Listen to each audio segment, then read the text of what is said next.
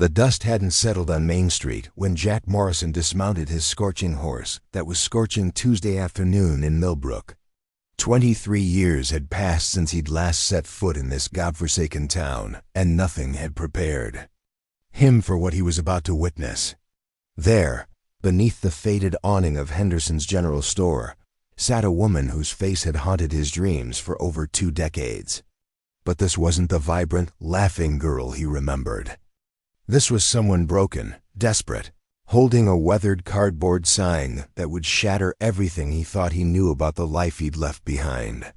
Before we jump back in, tell us where you're tuning in from, and if this story touches you.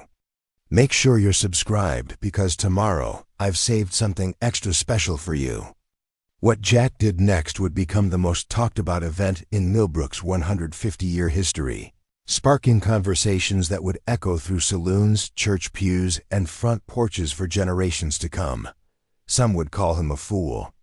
Others would whisper that he was an angel sent from heaven. But everyone agreed on one thing: nobody saw it coming. Jack Morrison had built his fortune the hard way, one cattle drive at a time, one shrewd business deal after another. The weathered leather of his boots told stories of 1,000 miles traveled, and the calluses on his hands spoke of labor that most men couldn't endure. At 41, he owned the largest ranch operation in 3 counties, employed over 200 men, and had enough money in the bank to buy half of Texas if he'd wanted to. But success had come at a price, and that price was the growing emptiness. That gnawed at him with each passing year, the telegram that arrived on a Monday morning while Jack was reviewing the quarterly reports in his oak-paneled office. His foreman, a grizzled man named Pete Donovan, had knocked twice before entering, holding the yellow paper with the kind of reverence reserved for death notices. "Boss, this came for you on the morning wire," Pete had said, his voice carrying an unusual weight. Jack had taken the telegram without looking up from his ledgers, expecting news about cattle prices or shipping schedules. Instead, he found himself staring at words that transported him back to a time he'd spent years trying to forget. "Your father passed. Funeral Thursday. Come home. Sheriff Wallace." The paper had trembled in his hands, not from grief. His relationship with his father had been complicated at best, but from the realization that going back to Millbrook meant confronting ghosts he'd buried so deep he'd almost convinced himself they'd never existed. Thomas Morrison had been a hard man who believed that love was a luxury and sentiment was weakness. He'd raised Jack with an iron fist and a cold heart, teaching him that survival meant putting yourself first and trusting no one completely. When Jack had announced his intention to leave Millbrook at 18, his father had made it clear that walking out that door meant there would be no coming back. "You leave now, boy, and you're dead to me," his father had said, standing in the doorway of their modest ranch house, his silhouette blocking out the afternoon sun. "Don't expect to come crawling back when the world chews you up and spits you out." Jack had left anyway, carrying nothing but the clothes on his back, $17 in his pocket, and a heart that felt like it was being torn in two. Not because of his father's harsh words, but because leaving meant abandoning the one person who had made life in Millbrook worth living. Now, 23 years later, he was returning not as the broken-hearted boy who'd fled in the night, but as a man who had conquered every challenge life had thrown at him, except one. He'd never learned how to stop loving Catherine Wells. The train journey from Dallas had given him 36 hours to prepare for this moment. But as the familiar landscape rolled past his window, Jack realized that no amount of time could have readied him for the flood of memories that crashed over him with each mile. The rolling hills where he and Catherine had raced their horses. The creek where they'd stolen their first kiss on a summer evening when the fireflies danced like stars fallen to earth. The old oak tree where they'd carved their initials, swearing they'd love each other until the end of time. Catherine Wells had been everything beautiful in a world that seemed determined to crush beauty wherever it bloomed. She was the banker's daughter, raised in the finest house in Millbrook, educated by private tutors, and destined for a life of privilege that a poor rancher's son could never provide. But none of that had mattered when they were 17, and the future seemed as vast and promising as the Texas sky. They'd planned to run away together. Jack would work the cattle drives, save every penny, and come back for her when he could offer her the life she deserved. Catherine had promised to wait, had sworn that no amount of time or distance could change what they felt for each other. They'd made these promises under a canopy of stars, young and naive enough to believe that love could conquer the practical realities of class and circumstance. But life had other plans. The funeral service for Thomas Morrison was held at the small Methodist church on the outskirts of town, the same church where Jack had been baptized as a child, and where he'd sat through countless sermons about forgiveness and redemption. The attendance was sparse. His father had been respected, but not particularly loved, and Jack found himself scanning the pews for familiar faces from his youth. Sheriff Wallace, now gray-haired and bent with age, had approached him after the service with the measured steps of a man carrying difficult news. "Jack, it's good to see you, son. I'm sorry about your father." "Thank you, Sheriff. I appreciate you sending the telegram." "There's something else we need to discuss," Wallace had said, his weathered face creasing with concern. "It's about the old homestead, your father. Well, he'd been struggling for a while. There are debts, boy, more than the land is worth." Jack nodded, unsurprised. His father's pride had always been greater than his business sense. "How much?" "Near $8,000. The bank's been patient, but with Thomas gone." Wallace had let the implications hang in the air between them. $8,000. It was more money than most people in Millbrook would see in a lifetime. But for Jack, it was less than he spent on feed for his cattle in a single month. He could have written a check on the spot, could have saved the family land without blinking an eye. But something held him back, a need to understand what had really happened in his absence, to piece together the story of how his father had fallen so far. "I'll take care of it," he'd told the sheriff. "But I need a few days to sort through his affairs." Those few days had stretched into a week as Jack found himself drawn into the rhythms of small-town life he'd forgotten existed. He stayed at the Millbrook Inn, a modest establishment run by Mrs. Dorothy Hendricks, a widow who remembered him as the wild Morrison boy who used to steal apples from her orchard. She treated him with the kind of maternal kindness his own mother had never lived long enough to provide, and he found himself lingering over breakfast each morning, listening to her gentle chatter about town gossip and local happenings. It was during one of these conversations that Catherine's name first came up, spoken in the careful tones people use when discussing tragedy. "Such a shame about the Wells family," Mrs. Hendricks had said while refilling his coffee cup. "Poor Catherine's had such a hard time of it." Jack's hand had frozen halfway to his mouth, the coffee cup suspended in midair. "Catherine Wells? Oh, that's right. You two were sweet on each other back in the day, weren't you?" Mrs. Hendricks had settled into the chair across from him, her eyes bright with the satisfaction of having someone new to share old stories with. "Well, she married young Robert Ashford about 6 months after you left town. Big wedding, the whole town was invited. Her father spared no expense." The coffee had turned bitter in Jack's mouth, but he'd forced himself to swallow it. "Robert Ashford, I remember him." Robert had been everything Jack wasn't, the son of the town's most successful merchant, college-educated, smooth-talking, and born into the kind of respectability that opened doors and smoothed paths.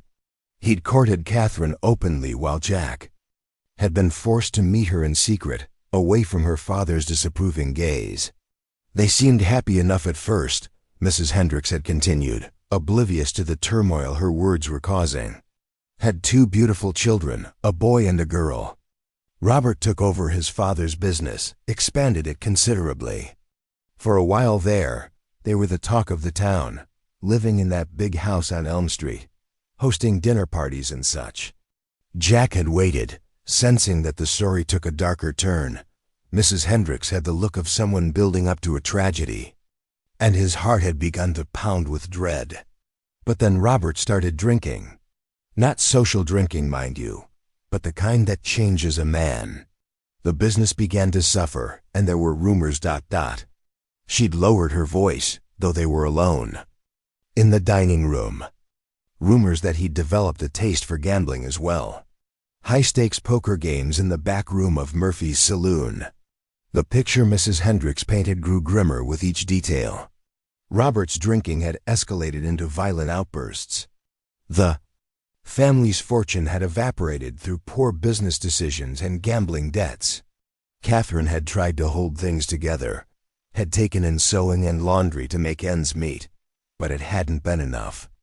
The final blow came 3 years ago, Mrs. Hendricks had said, her voice heavy with sympathy.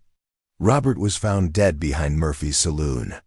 Some said it was his heart, all that drinking, but others whispered that he'd gotten mixed up with some dangerous men from Dallas. Men who didn't take kindly to unpaid debts. Jack had set down his coffee cup with shaking hands. And Catherine? Lost everything. The house, the business, even most of her personal belongings went to pay Robert's debts. She and the children had to move into that old boarding house on Creek Road, you remember, the one where the railroad workers used to stay? It's not much better than a shack now. The boarding house on Creek Road. Jack remembered it well, a ramshackle building that had been considered substandard housing even when they were children.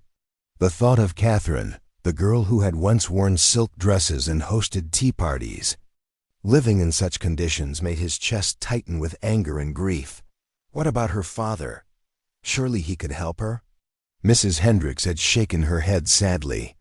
Marcus Wells died 2 years before Robert. Lost most of his money in some bad investments. And what was left went to pay his own debts. There was nothing for Catherine to inherit except heartache. Preparing and narrating this story took us a lot of time, so if you are enjoying it, subscribe to our channel. It means a lot to us. Now back to the story. After that conversation, Jack had found it impossible to concentrate on his father's affairs. Every task sorting through old papers, meeting with the banker, arranging for the sale of livestock felt insignificant compared to the knowledge that Catherine was somewhere in this town, struggling to survive in circumstances that would have been unimaginable during their youth. He'd walked the streets of Millbrook in the evenings, telling himself he was simply reacquainting himself with his hometown. But in reality, he was searching for any glimpse of the woman who had never stopped occupying his thoughts.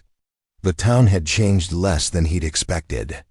Main Street still boasted the same collection of shops and services, though some had changed hands and others showed signs of neglect. Henderson's General Store, Murphy's Saloon, the First National Bank where Catherine's father had once held court, they were all still there, weathered monuments to a way of life that seemed to exist outside of time, but Catherine remained elusive. He'd catch glimpses of women who might have been her, a flash of auburn hair disappearing around a corner, a familiar laugh drifting from inside a shop, but each time he investigated, he found himself looking at strangers. It wasn't until his second Tuesday in town that fate finally intervened. Jack had been conducting business at the bank, finalizing the arrangements to pay off his father's debts and discussing the sale of the property, when he'd emerged onto Main Street to find the afternoon sun blazing down with unusual intensity. The heat shimmered off the dusty road, and most sensible people had retreated indoors to wait for the temperature to drop. That's when he saw her. At first, he wasn't certain. 23 years had passed, and the woman sitting in the shade of Henderson's General Store awning bore little resemblance to the vibrant girl he remembered. Her auburn hair, once lustrous and carefully arranged, now hung limp and dull around her shoulders. The fine clothes had been replaced by a faded dress that had been mended so many times it was more patches than original fabric. But it was her eyes that confirmed what his heart already knew, those same green eyes that had haunted his dreams, now dulled by hardship and desperation. Catherine Wells Ashford sat on a wooden crate, holding a piece of cardboard that read, In carefully printed letters, "Please help. 2 children to feed. God bless." The sight hit Jack like a physical blow. This was the girl who had danced at the town's social events, who had quoted poetry and dreamed of traveling to Europe, who had made him believe that love could overcome any obstacle. Now she was reduced to begging on the street, her pride sacrificed. On the altar of necessity and survival. For a long moment, Jack stood frozen in the middle of Main Street, his mind struggling to process the reality before him. Part of him wanted to turn away, to preserve the memory of Catherine as she had been, rather than confront the harsh truth of what she had become. But a larger part of him, the part that had never stopped loving her, knew that this moment would define not just their reunion, but the kind of man he had become in the years since he'd left Millbrook. The afternoon heat pressed down on them. Both, and in the distance, Jack could hear the normal sounds of small-town life continuing around them, horses nickering, children playing, the distant ring of the blacksmith's hammer. But for him, the world had narrowed to this single moment, this impossible convergence of past and present that would change everything that came after. Catherine hadn't seen him yet. Her gaze was fixed on the ground in front of her, as if contact with the few passers-by might somehow make her situation more real, more shameful. Jack watched as Mrs. Patterson, the minister's wife, hurried past without acknowledgement, her face carefully averted. A moment later, young Billy Carpenter tossed a penny into the small tin can at Catherine's feet without breaking stride, treating her more like a fixture of the street than a human being deserving of dignity and recognition. Jack's hands clenched into fists at his sides. The Catherine he had known would never have been able to bear such treatment, would have risen from that crate and walked away before allowing herself to be diminished in such a manner. The fact that she remained, that desperation had driven her to this point, spoke to circumstances more dire than anything Mrs. Hendricks had described. He began walking toward her, his boots making soft sounds against the packed earth of Main Street.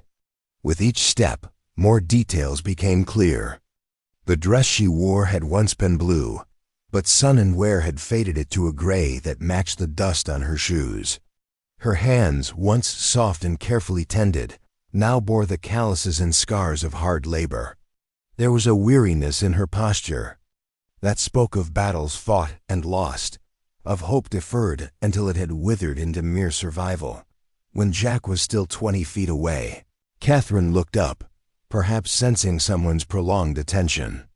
Their eyes met across the space that separated them, and time seemed to fold in on itself. For an instant, the years fell away, and they were 17 again, sharing secrets and dreams beneath the Texas stars. But the moment passed quickly, replaced by a sequence of emotions that played across Catherine's face like scenes from a tragic play.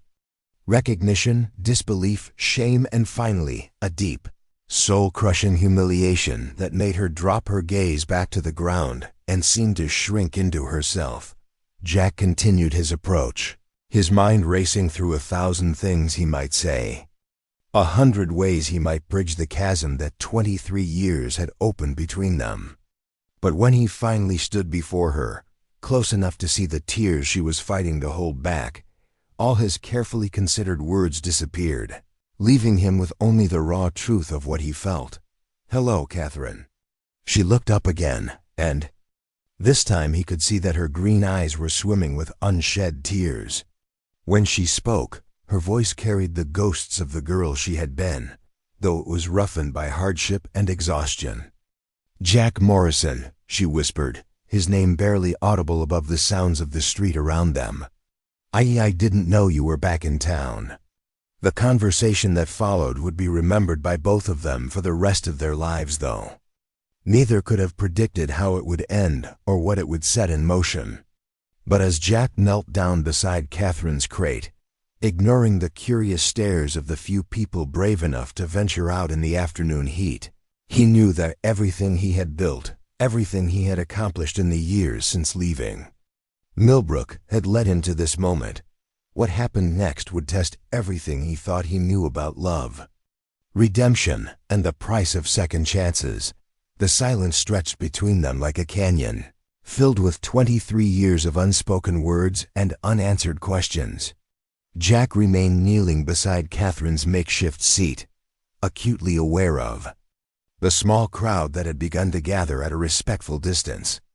News traveled fast in a town like Millbrook, and the return of Jack Morrison was already the subject of whispered conversations in every shop and saloon.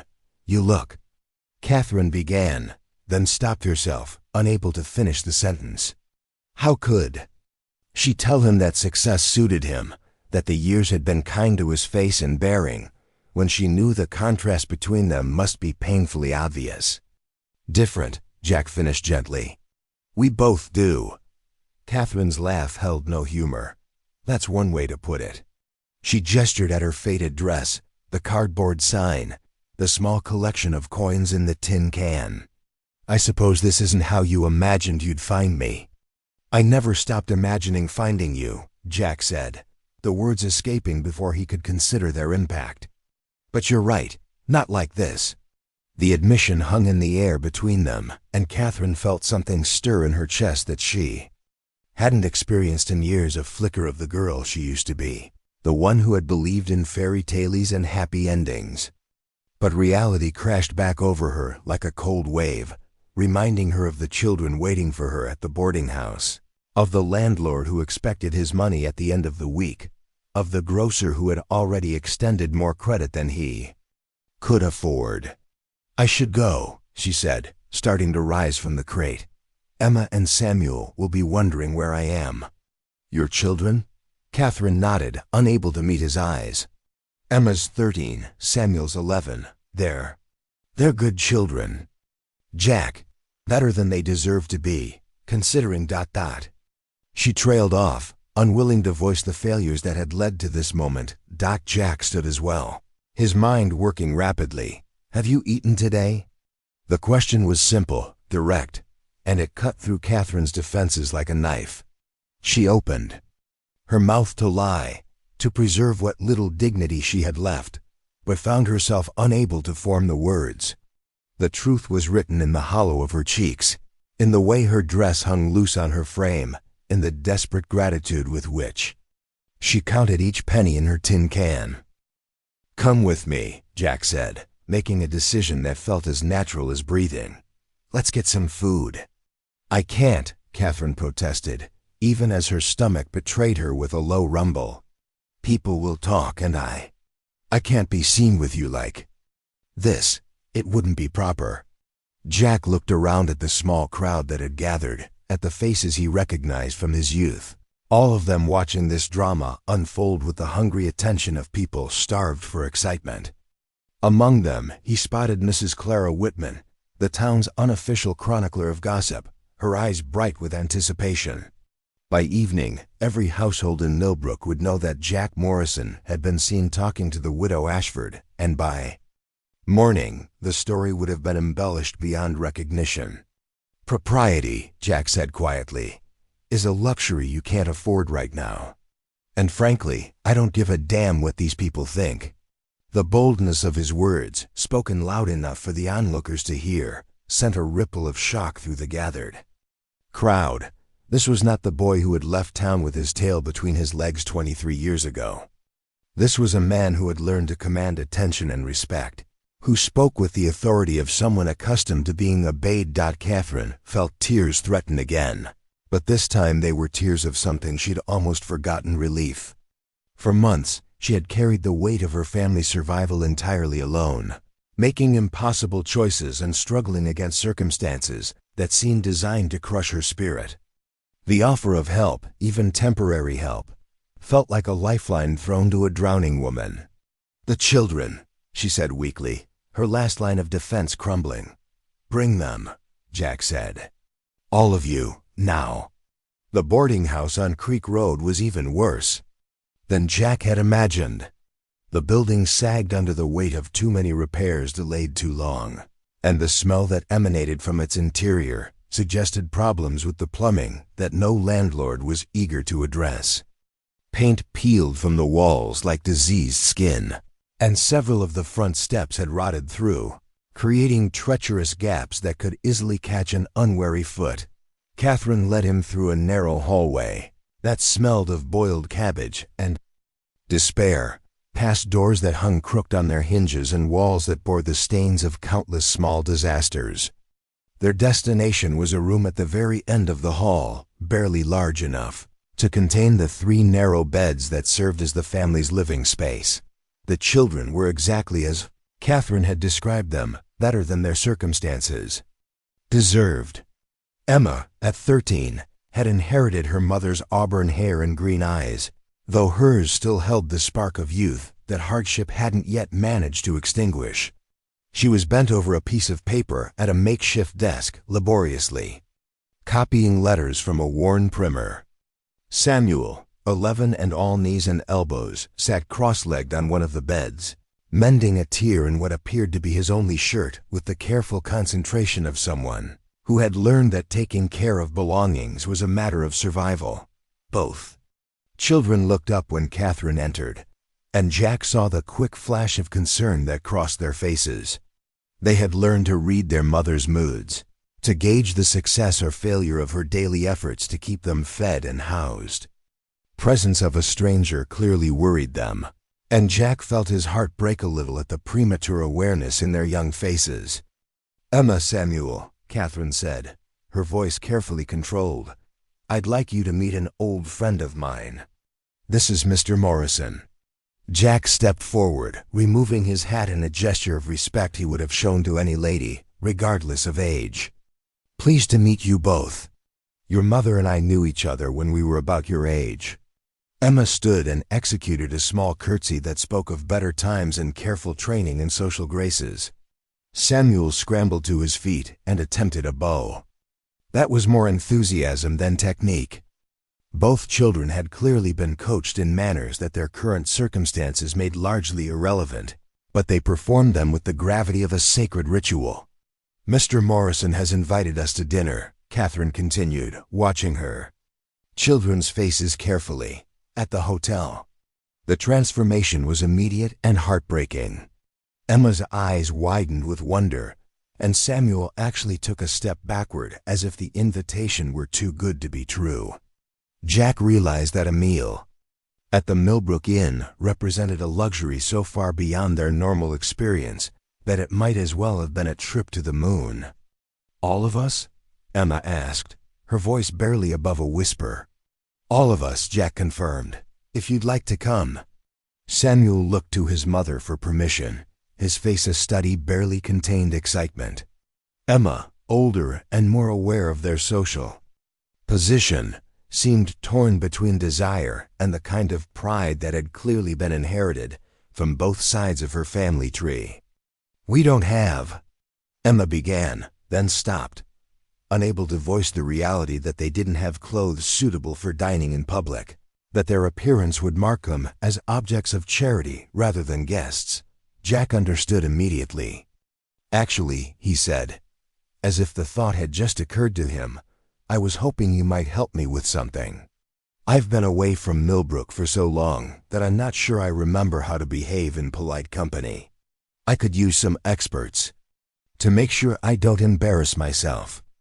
It was a transparent fiction, but it was offered with such sincerity that even Emma's suspicious nature couldn't find fault with it. The idea that they might be helping him rather than accepting his charity transformed the entire dynamic of the invitation. 20 minutes later, the unlikely quartet made their way down Main Street toward the Millbrook Inn. Catherine had managed to tidy her hair and brush the worst of the dust from her dress, while the children had scrubbed their faces and hands until they shone. They walked with the careful dignity of people who knew they were being watched, and Jack felt a surge of pride at their bearing. Whatever else Catherine had lost, she had raised her children to carry themselves with grace. The dining room of the Millbrook Inn fell silent when they entered. Mrs. Hendricks, who was serving as both hostess and waitress, nearly dropped the plate she was carrying when she saw the group. The other diners, traveling salesmen, a few local businessmen, and the widow Patterson who took her evening meal there every Tuesday, stared with unconcealed curiosity. "Table for 4, Mrs. Hendricks," Jack said calmly, as if he routinely dined. With the town's most notorious charity case. Dorothy Hendricks recovered her composure quickly, her natural kindness overriding her surprise. "Of course, Mr. Morrison, right this way." She led them to a table by the window, the best seat in the house, and Jack made a point of holding Catherine's chair for her, as if she were visiting royalty. The children sat with the careful posture of people determined not to make a mistake, their eyes wide as they took in surroundings that represented a level of comfort they had almost forgotten existed. The meal that followed would be remembered by everyone present for different reasons.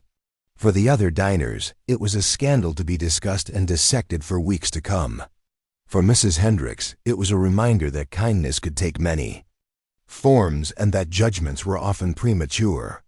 For Emma and Samuel, it was a glimpse into a world they had been born to, but circumstances had stolen from them.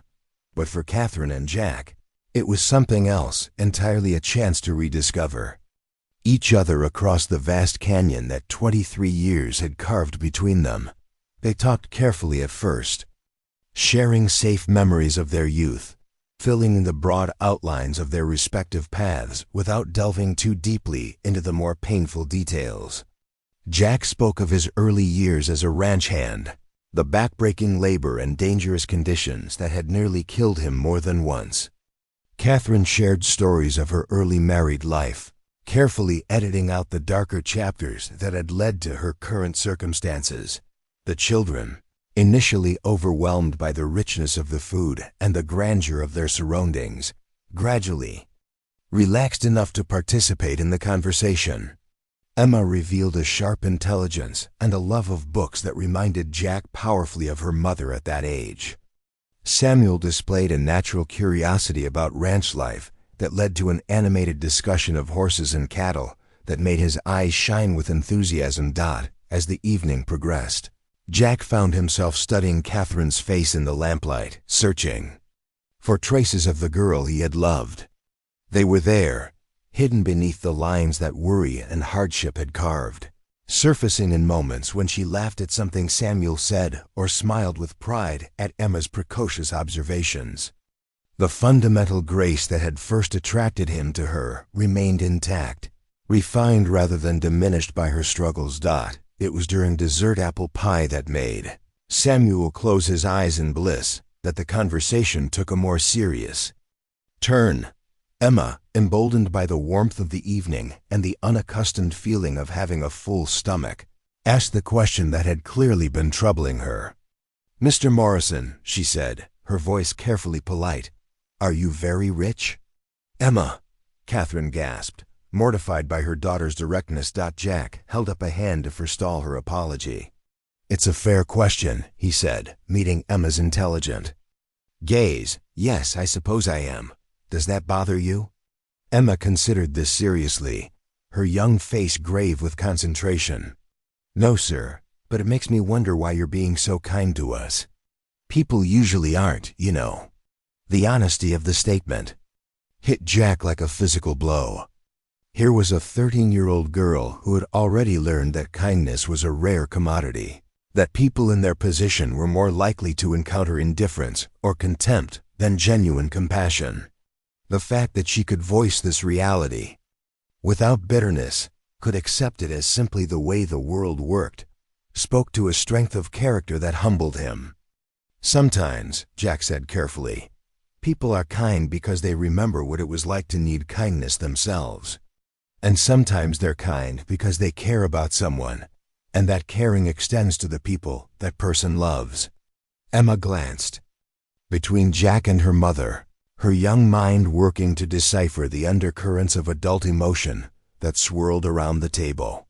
Whatever conclusion she reached seemed to satisfy her, because she nodded and returned her attention to her pie. But Samuel, less subtle in his approach, fixed Jack with a direct stare that was remarkably similar to his late father's. "Are you going to marry our mother?" The question hung in the air like a challenge, and Jack felt the eyes of everyone in the dining room focus on their table. Catherine's face had gone pale, and her hands gripped her napkin with white-knuckled intensity. "Samuel, that's not... You can't just ... Catherine stammered, clearly mortified, but Jack found himself oddly moved by the boy's directness. Here was a child who had shouldered responsibilities far beyond his years, who had watched his mother struggle alone and clearly longed for someone to share that burden. The question wasn't born of childish curiosity, but of a desperate hope that their small family might finally find the security and protection it so desperately needed. "That's not really my decision to make," Jack said gently. "That would be up to your mother. But I can tell you this, I think you're both remarkable young people, and any man would be lucky to have you as part of his family." It wasn't an answer, but it wasn't a rejection either, and Samuel seemed to understand the distinction. He nodded solemnly and returned to his dessert, apparently satisfied that the possibility remained open. The rest of the meal passed in more comfortable conversation, and when it was time to leave, Jack found himself reluctant to let the evening end. Walking back to Creek Road felt like returning Catherine and the children to a world of shadows after briefly allowing them to step into the light dot at the door of the boarding house. Catherine turned to face him, her expression a complex mixture of gratitude, embarrassment, and something that might have been hope. "Thank you," she said simply. "For the meal, for the kindness to my children, for..." She gestured helplessly, unable to find words for everything the evening had meant. "Don't thank me yet," Jack said. "This is just the beginning." The promise in those words would prove to be both a blessing and a curse, setting in motion events that would transform not just their lives, but the entire social fabric of Millbrook. As Jack walked back to his room at the inn, his mind was already working on plans that would either redeem them both or destroy what little peace Catherine had managed to find in her reduced circumstances. Behind him, in the narrow room that smelled of poverty and defeat, Catherine lay awake long into the night, staring at the ceiling and wondering if it was possible for dreams to come true twice in one lifetime, or if hoping for such a miracle was the cruelest mistake she could make. The answer would come sooner than any of them expected, and it would change everything. Dawn broke over Millbrook with the kind of crystalline clarity that made the Texas sky seem infinite. Jack had been awake for hours, sitting by his window at the inn, watching the town slowly come to life while his mind wrestled with decisions that would affect more lives than just his own. The coffee had gone cold in his cup, but he barely noticed, consumed as he was with crafting a plan that was either brilliantly compassionate or monumentally foolish. By 7 o'clock, he had made his choice. His first stop was the First National Bank, where Harold Pemberton, the current president and son of Catherine's late father's business partner, was already at his desk despite the early hour. Pemberton was a thin, nervous man who wore his authority like an ill-fitting suit, constantly adjusting his spectacles and shuffling papers as if motion could disguise his fundamental uncertainty about his own competence. "Mr. Morrison," Pemberton said, rising hastily when Jack entered his office, "I wasn't expecting you so early. I trust your father's affairs are being settled satisfactorily." "They are," Jack replied, settling into the chair across from Pemberton's desk without waiting for an invitation. "But I'm here about another matter entirely. I want to discuss the Ashford debt." Pemberton's face went through a series of subtle changes, like watching clouds shift across a summer sky. Surprise gave way to confusion, then to the careful neutrality of a man who sensed he was entering dangerous territory. "The Ashford debt? I'm afraid I don't understand. That matter was settled years ago when Robert passed. We recovered what we could from the estate, and the remainder was written off as uncollectible. Standard procedure in such cases. What about Catherine Ashford? Was she held responsible for any portion of her husband's obligations?" "Well, no. Not legally. The debts were in Robert's name alone, and Mrs. Ashford had no assets of her own to attach. But..." Pemberton hesitated, clearly uncomfortable with the direction of the conversation. "But what?" "But there were certain informal arrangements made. You understand, Mr. Morrison, Robert Ashford had borrowed extensively against future earnings, had made promises about business expansions that never materialized. When he died, there were important people, who felt they had been misled. Jack leaned forward, his voice dropping to a tone that made Pemberton fidget with his collar. What kind of informal arrangements? Nothing official, you understand. Just a general understanding that Mrs. Ashford would be encouraged to make whatever restitution she could manage. A few dollars here and there, enough to show good faith. The alternative would have been social ostracism, perhaps even charges of fraud if certain parties had chosen to pursue them. The picture that emerged from Pemberton's nervous explanations was uglier than Jack had imagined. Catherine hadn't simply been the victim of her husband's poor choices. She had been systematically squeezed by creditors who knew she had no legal obligation to pay, but who could make her life impossible if she refused to cooperate. Every penny she earned taking in washing, every dollar she made from sewing, a portion had to go to appease men who saw her as a convenient scapegoat for their own poor judgment in trusting Robert Ashford.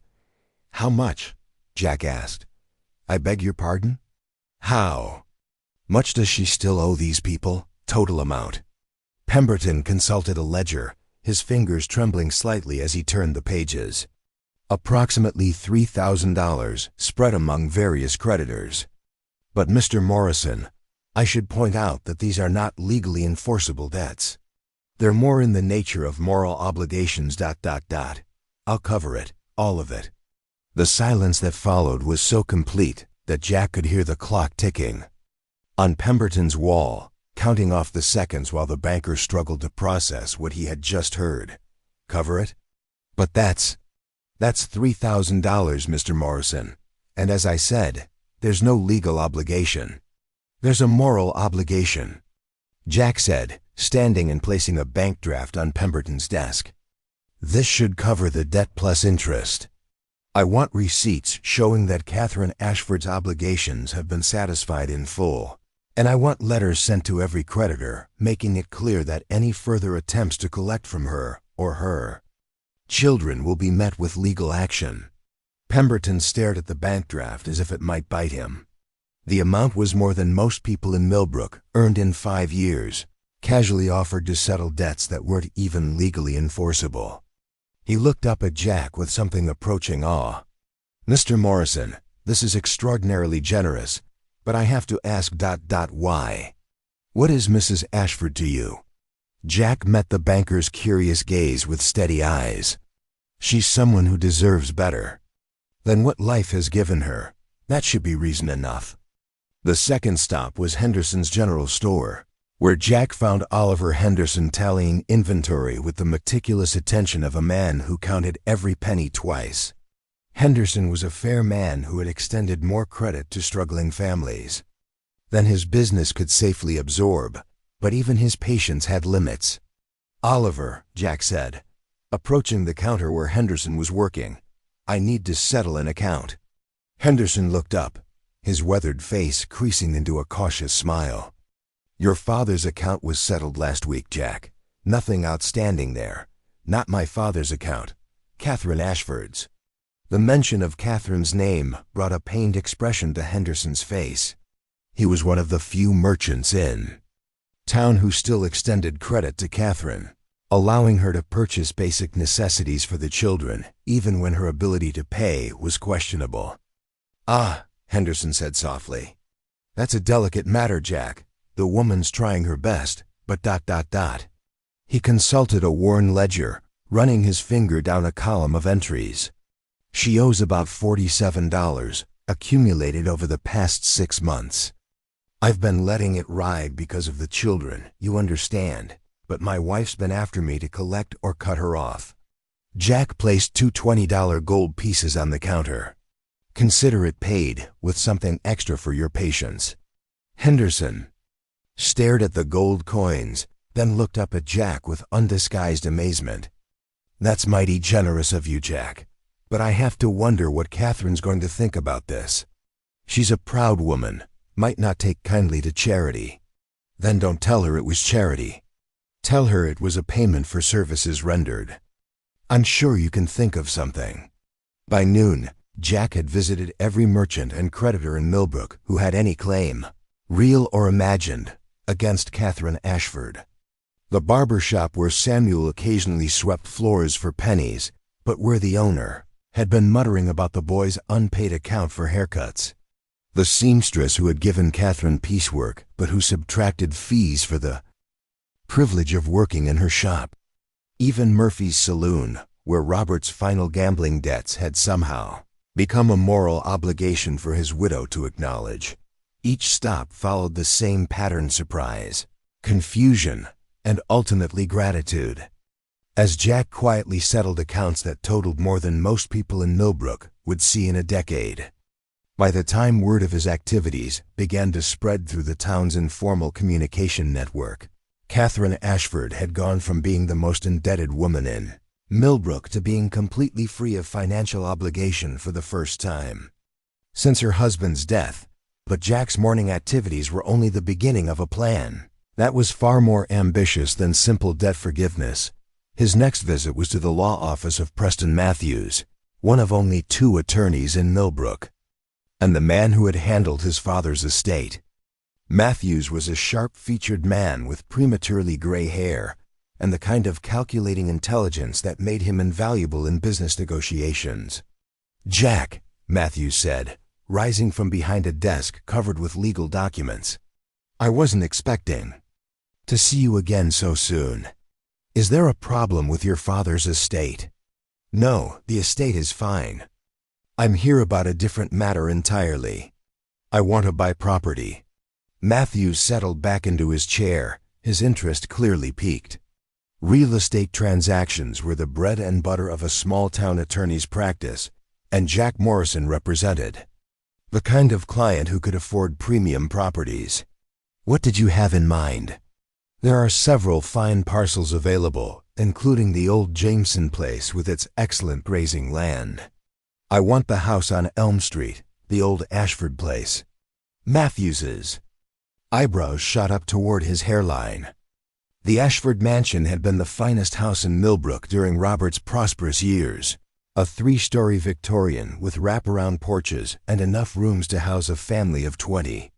It had stood empty since Catherine's eviction, slowly deteriorating. As the bank struggled to find a buyer willing to pay enough to cover the outstanding mortgage. The Ashford house? But Jack, that property has been on the market for over 2 years. The asking price is $1,500, and frankly, it needs considerable work. The roof leaks, the plumbing is questionable, and the grounds have gone to seed. I'll pay $2,000 cash for immediate possession. And I want the deed. Made out to Catherine Ashford. The silence that followed was so profound that Jack could hear his own heartbeat. Matthews stared at him as if he had announced his intention to fly to the moon, his legal mind struggling to process the implications of what he had just heard. Made out to Catherine Ashford? But Jack, she's the one who lost the house in the first place. The bank foreclosed on it 3 years ago. Why would you buy it just to give it back to her? Because it should never have been taken from her in the first place. Her husband's debts weren't her debts, and watching her children grow up in that boarding house when their rightful home sits empty is an injustice that needs correcting. Matthews leaned back in his chair, studying Jack with the careful attention of a man trying to solve a complex puzzle. "Jack, I've known you since you were a boy, and I remember how things were between you and Catherine Wells before you left town. But this this goes beyond old affection. You're talking about giving away property worth more than most people will earn in their entire lives. I'm talking about doing what's right. But the talk this will generate, the speculation about your motives, the impact on Catherine's reputation." Jack stood, placing another bank draft on Matthews's desk. "Preston, I'm not asking for your opinion on the wisdom of this decision. I'm asking you to handle the legal paperwork. Can you do that, or do I need to find another attorney?" Matthews looked at the bank draft, then back at Jack's determined face, and apparently decided that arguing with a client who paid in cash was poor business practice. I can have the paperwork ready by tomorrow afternoon. But Jack, have you considered how Catherine is going to react to this? She's a proud woman, and this kind gesture might be more of a burden than blessing. It was a question that had kept Jack awake the previous night, pacing his room and trying to anticipate Catherine's reaction to what he was planning. He knew her pride, remembered how fiercely she had always guarded her independence and dignity. But he also remembered the look in her children's eyes, the careful way they had behaved at dinner, and the exhaustion that seemed to emanate from Catherine like heat from a dying fire. Then I'll have to convince her that accepting help isn't the same as accepting charity, he said, and that sometimes the best gift you can give someone is the chance to rebuild their life. The final stop of Jack's busy day was perhaps the most important and certainly the most nerve-wracking. As the sun began its descent toward the western horizon, painting the sky in shades of gold and crimson, he found himself standing once again outside the boarding house on Creek Road, holding a leather portfolio that contained documents that would either change Catherine's life forever or drive a permanent wedge between them. The landlord, a surly man named Vernon Hayes who owned several of the town's less desirable properties, answered Jack's knock with obvious suspicion. Hayes was the kind of landlord who saw his tenants as necessary evils, sources of income who required constant monitoring to prevent them from damaging or stealing his property. "You looking for someone?" Hayes asked, his small eyes darting between Jack's expensive clothes and the portfolio he carried. "I'm here to discuss Catherine Ashford's tenancy." Hayes's expression shifted from suspicion to interest. Anyone discussing Catherine Ashford's tenancy was either there to pay her overdue rent or to complain about her circumstances, and either conversation was likely to benefit him. "What about it?" "If you're here about the noise her boy makes, I've already warned her twice. One more complaint and they're out." "Actually," Jack said, producing another bank draft from his portfolio, "I'm here to pay her rent. 3 months in advance, plus compensation for any inconvenience she may have caused." Hayes stared at the money as if it might disappear if he blinked, his grasping nature warring with his curiosity about why anyone would pay so generously for Catherine Ashford's accommodation. 3 months? But that's more than she's paid in the last year total. What's your interest in the woman? "Let's just say I believe everyone deserves a safe place to live," Jack replied, privately thinking that 3 months should be more than enough time to execute the rest of his plan. As Hayes pocketed the money with greedy satisfaction, Jack reflected on the strange turns his life had taken in the past week. 7 days ago, he had been a successful but solitary man, focused entirely on building his business empire and accumulating wealth for its own sake. Now he found himself orchestrating a complex campaign to restore dignity and security to a woman he had never stopped loving and her children who had never known anything but struggle. The boarding house fell silent as Jack climbed the creaking stairs to Catherine's room, carrying with him the power to transform her world and the terrible responsibility that came with such power. Behind the thin door, he could hear the soft murmur of Catherine's voice reading to her children, probably from one of the few books they had managed to save from their former life. The conversation that was about to take place would determine not just whether his plan would succeed, but whether the love that had survived 23 years of separation could weather the storm of gratitude, pride, and hope that was about to engulf them all. Jack raised his hand to knock, knowing that everything depended on what happened in the next few minutes. The knock on Catherine's door came just as she finished reading the final chapter of Robinson Crusoe to her children, a ritual that had become their evening anchor in Quangua, a world that seemed determined to drift them further from shore with each passing day. Emma and Samuel sat cross-legged on the narrow bed they shared, their faces still glowing with the magic of adventure and survival that Defoe's words had conjured. In their cramped quarters. Who could that be at this hour? Catherine murmured, setting the worn book aside and smoothing her skirts. Visitors were rare in their world, and unexpected ones usually brought bad news, demands for payment, complaints about the children, or warnings from Hayes about some imagined violation of his arbitrary rules. Samuel bounded to his feet with the quick energy of youth. "I'll get it, Mama."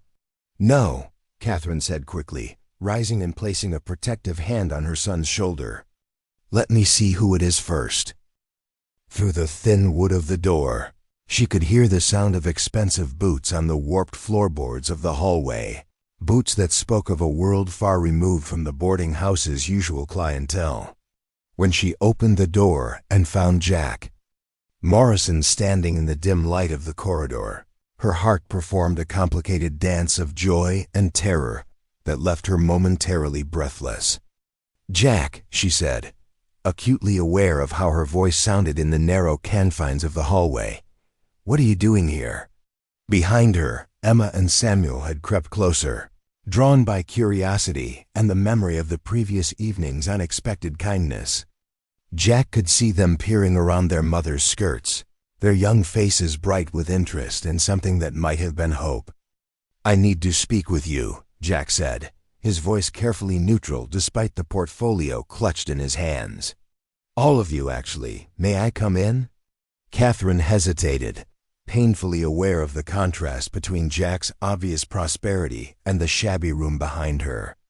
The space that served as their entire world would barely qualify as a closet in the house where she had grown up, and inviting him inside felt like exposing her family's failure to harsh scrutiny. But Samuel, bless his trusting heart, made the decision for her. "Come in, Mr. Morrison.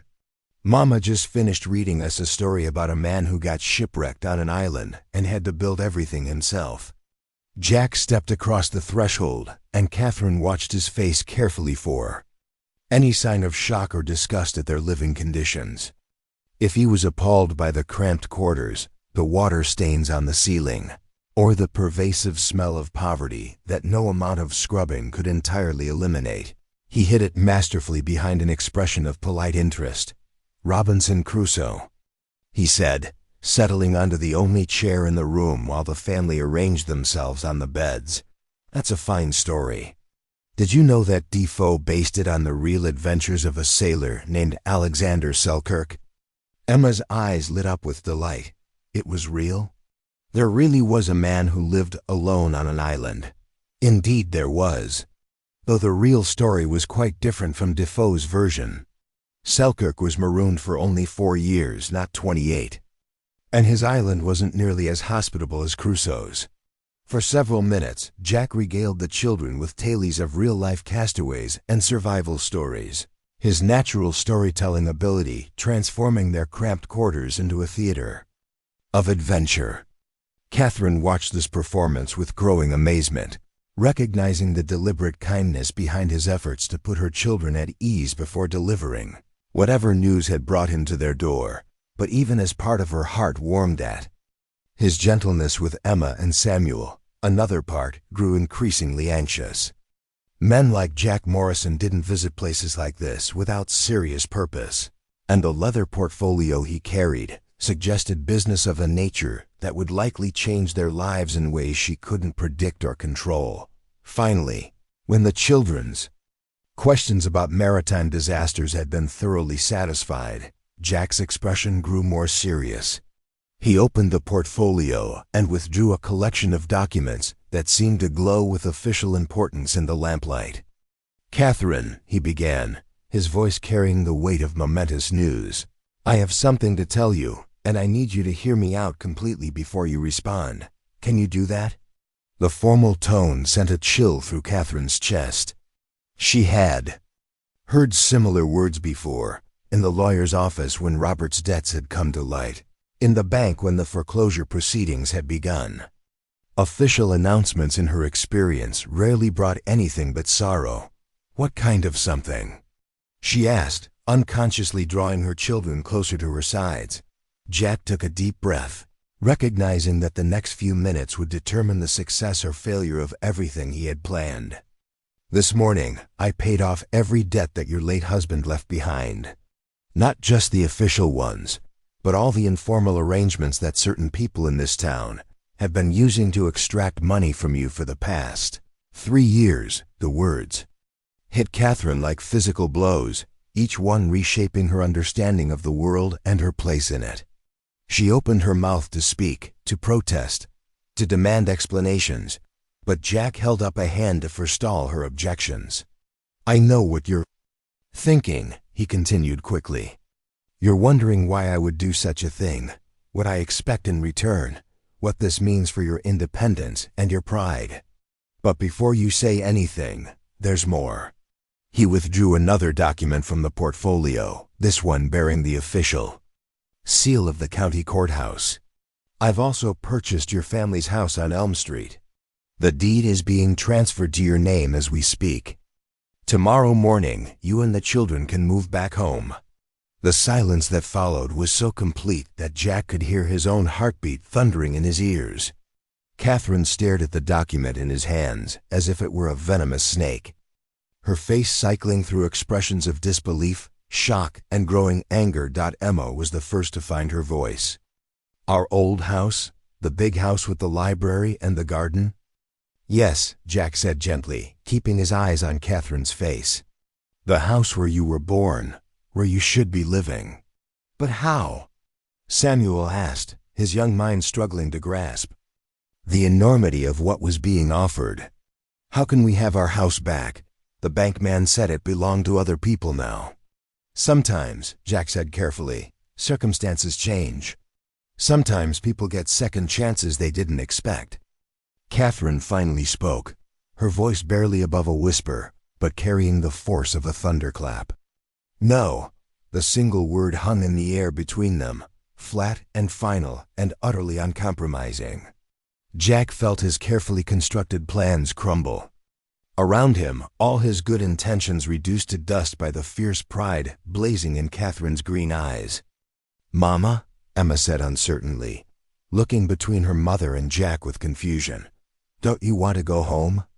"This is our home," Catherine said firmly, gesturing at the shabby room around them. "This is what we can afford, what we've earned. Through our own efforts. We don't accept charity, especially not charity that comes with strings attached." Jack leaned forward, his own frustration beginning to show. "What strings?" "I'm not asking for anything in return, Catherine. I'm simply trying to right a wrong that should never have happened in the first place. Aren't you?" Catherine stood, her entire body rigid with barely controlled emotion. "You disappear from my life for 23 years, without a word, without a letter, without any sign that I ever mattered to you at all. Then you return to find me begging in the street, and suddenly you're overwhelmed with the need to rescue me. Tell me, Jack, how exactly am I supposed to interpret that?"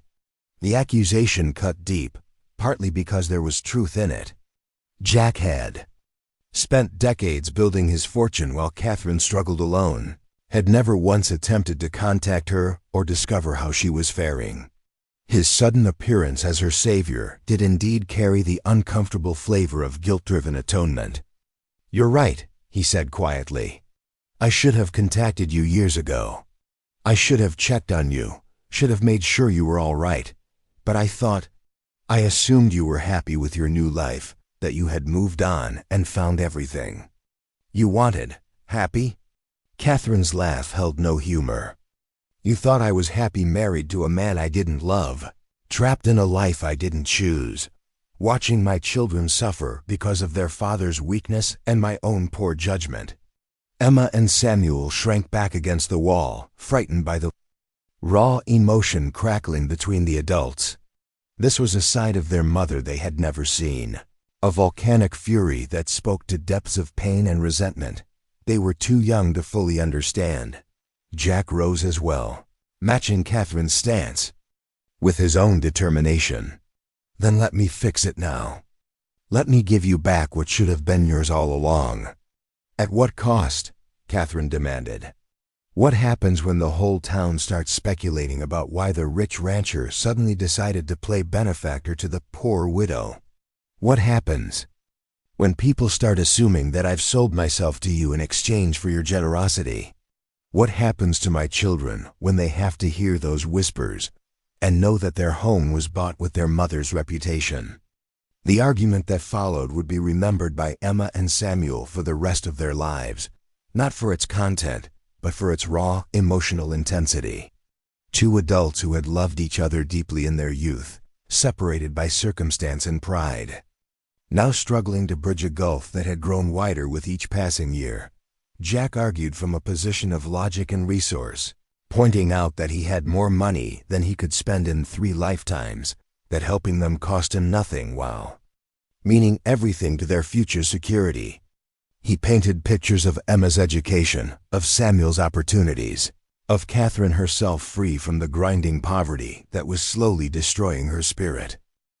Catherine countered with fierce independence, demanding to know what right he had to make decisions about their lives without consulting them, what gave him the authority to determine what was best for her family. She spoke of dignity and self-respect, of the importance of earning rather than accepting, of the example she wanted to set for her children. Round and round they went, neither willing to concede ground, both driven by motivations that were noble and selfish in equal measure. Jack wanted to erase the guilt of his long absence and provide for the woman he had never stopped loving. Catherine wanted to protect her family from becoming objects of pity while maintaining the independence that was all she had left. Finally, it was Emma who broke the deadlock with a question that cut to the heart of the matter. "Mama," she said in a small voice, "why can't we just say thank you?" The simple words from her 13-year-old daughter stopped Catherine mid-sentence, forcing her to confront the possibility that her pride was causing more harm than the charity she was so determined to refuse. She looked at her children really, looked at them and saw the hope shining in their eyes, the barely suppressed excitement at the possibility of returning to a world where they had space to breathe and grow. "Because," Catherine said slowly, struggling to find words that would make sense to a child, "accepting such a large gift means becoming obligated to the giver. It means giving up our independence and becoming dependent on someone else's goodness. And what happens if that goodness runs out?" Jack seized the opening her uncertainty provided. "Then put conditions on it," he said urgently. "Make it a loan if that makes you more comfortable. Pay me back when you can, however you can. I don't care about the money, Catherine. I care about you and Emma and Samuel having the chance you deserve." "How much?" Catherine asked, though she could see in his face that he had no real expectation of being repaid. "Whatever makes you comfortable," Jack replied. "We can draw up papers, make it official, set whatever terms you think are fair." Catherine sank back onto the bed, the fight going out of her as she realized that her options were not as clear-cut as she had wanted them to be. Accept Jack's help and risk her independence, her reputation, and her children's understanding of how the world worked. Refuse it and condemn Emma and Samuel to continued poverty while the solution to all their problems sat within reach. "I need time to think," she said finally. This is too much to decide tonight." Jack nodded, recognizing that pushing further would only strengthen her resistance. "Of course, take all the time you need, but Catherine ... He paused at the door, his hand on the handle. "Whatever you decide, know that my offer comes with no expectations beyond seeing you and your children safe and happy. Nothing more, nothing less." After he left, the small room seemed even smaller, compressed by the weight of the decision hanging over them. Emma and Samuel peppered their mother with questions she couldn't answer, their excitement barely contained by her obvious uncertainty. Outside, Jack walked slowly back to the inn, second-guessing every word he had spoken and wondering if his desire to help had instead driven a permanent wedge between them. The portfolio under his arm contained the legal documents that could transform Catherine's life, but he was beginning to understand that some gifts were too large to be gracefully given or received. The real test of their relationship was just beginning. 3 days passed in Millbrook like a held breath, The entire town waiting to see what Catherine Ashford would decide about Jack Morrison's unprecedented offer. The story had spread through every household with the speed of wildfire, growing more elaborate with each retelling. By Thursday morning, some versions had Jack offering to build Catherine an entirely new mansion, while others suggested he had proposed marriage as part of the bargain. Catherine herself remained largely invisible during this period, venturing out only for the most essential errands and deflecting the curious questions of neighbors with polite but firm silence. She had sent the children to stay with Mrs. Hendricks at the inn, ostensibly to give herself space to think, but really to protect them from the gossip that swirled around their family like a gathering storm. The decision that would change everything came not from careful deliberation, but from a moment of crisis that stripped away all pretense and revealed the stark reality of their situation. It was Samuel who precipitated the emergency. On Thursday afternoon, while playing in the narrow alley behind the boarding house, he had attempted to climb a rotting wooden fence that gave way beneath his weight, sending him tumbling into a pile of broken glass and rusted metal that Hayes had been too lazy to properly dispose of. The cuts were deep, particularly the gash across his left palm that bled with alarming persistence, and Catherine's attempts to stop the bleeding with torn pieces of cloth from her own petticoat proved woefully inadequate. Dr. Benjamin Holloway, Millbrook's only physician, lived in a comfortable house on the respectable side of town, a location that required Catherine to carry her injured son nearly half a mile while blood seeped through her makeshift bandages. By the time she reached his front door, her dress was stained crimson and Samuel had grown alarmingly pale from blood loss. "Please," she gasped to Dr. Holloway's housekeeper, a stern woman named Mrs. Garrett, who had been trained to screen out patients who couldn't pay. "My son is hurt. He needs help." Mrs. Garrett took one look at Catherine's appearance, the blood, the desperate expression, the obvious poverty of her circumstances, and her face hardened with the practiced indifference of someone who had turned away too many charity cases to count. "The doctor is with a patient," she said coldly. "You'll have to wait. And I should mention that Dr. Holloway requires payment in advance for his services. $50 for emergency treatment. $50. Catherine's mind reeled at the impossibility of the sum. She had perhaps $3 to her name, money she had been saving to buy food for the weekend. The idea of producing $50 was as fantastical as sprouting wings and flying. "Please," she tried again, shifting Samuel's weight in her arms as he grew heavier with weakness. "Look at him. He's losing too much blood. I'll find a way to pay, I promise. But right now he needs—" "I'm sorry," Mrs. Garrett interrupted, already beginning to close the door. "No payment, no treatment. There's a traveling doctor who comes through on Saturdays. Perhaps you could wait until then." Saturday was 2 days away. Even Catherine's untrained eye could see that Samuel's condition was deteriorating rapidly, that waiting was not an option. Desperation gave her strength she didn't know she possessed, and she pushed past Mrs. Garrett into the house's elegant foyer. "Dr. Holloway," she called, her voice carrying the authority of a mother protecting her child. "Please, my son is bleeding badly." The commotion brought Dr. Holloway himself from his examination room, a distinguished man in his 60s whose initial annoyance at the disturbance faded quickly when he saw Samuel's condition. His medical training overrode his business practices at least temporarily. "Bring him here," he ordered, leading Catherine to a treatment room filled with intimidating medical equipment. "What happened?" As Catherine explained about the fence and the broken glass, Dr. Holloway examined Samuel's injuries with professional efficiency. The boy had fallen unconscious during the journey, his small face waxen with blood loss. "The cuts are deep," the doctor murmured, already reaching for his surgical instruments. "The one on his palm will need stitching, and I'm concerned about this gash on his leg. There may be glass fragments embedded in the muscle." He worked quickly, his skilled hand stopping the bleeding and beginning the delicate process of cleaning and suturing the wounds. Catherine watched in terrified silence, holding her son's uninjured hand and whispering prayers. She had almost forgotten she knew. It was only when the immediate crisis had passed, when Samuel's breathing had steadied and the color had begun to return to his cheeks, that Dr. Holloway addressed the matter of payment. "The total cost will be $75, he said, washing his hands in a basin of water that turned pink with Samuel's blood. The injuries were more severe than initially apparent, and the surgery took longer than expected.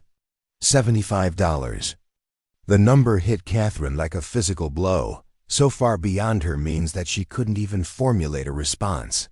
She stared at Dr. Holloway's expectant face, knowing that her silence was answer enough. "I see," the doctor said when no payment was forthcoming. "In that case, I'll have to hold the boy until arrangements can be made. Standard practice for charity cases." "Hold him?" Catherine's voice came out as a whisper. "What do you mean?" "He'll remain here as my ward until the debt is satisfied," Dr. Holloway explained with the casual cruelty of a man who had delivered such ultimatums many times before. "Either through payment or work. A boy his age could be useful around the office for perhaps 2 years to cover the full amount." The room spun around Catherine as the full implication of the doctor's words sank in. Samuel, still unconscious from the surgery, would be held as virtual slave labor to pay for the medical care that had saved his life. She would be forced to leave him here, to return to Emma with the news that their family had been torn apart by circumstances beyond their control. "There has to be another way," she pleaded. "I could work for you, clean your house, anything.